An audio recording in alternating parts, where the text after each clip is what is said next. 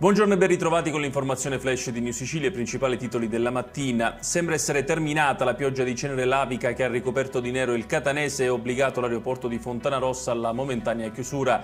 Convocato in mattinata un comitato operativo dal ministro Musumeci e dal capo della protezione civile Curcio per monitorare la situazione anche per quanto concerne l'attività dello Stromboli. 2 persone sono finite agli arresti domiciliari a Trapani con l'accusa di bancarotta fraudolenta patrimoniale e documentale, intermediazione illecita e sfruttamento del lavoro. Il GIP ha anche ordinato il sequestro delle quote societarie pari a oltre 2 milioni di euro.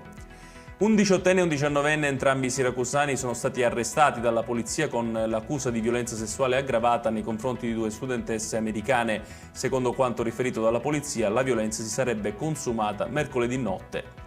Ammontano oltre 1,5 milioni di euro i contributi autorizzati dalla Protezione Civile siciliana per contrastare la forte siccità che sta colpendo l'isola. I finanziamenti sono destinati ai comuni ed altri enti territoriali per la manutenzione e l'acquisto di autobotti da destinare al rifornimento idrico.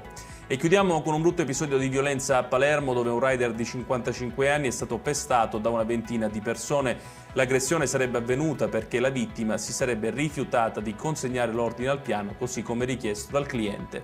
Ed è tutto per questa edizione. Tutti i dettagli su queste notizie li trovate come sempre sul nostro sito www.newsicilia.it. Grazie per averci seguito e arrivederci.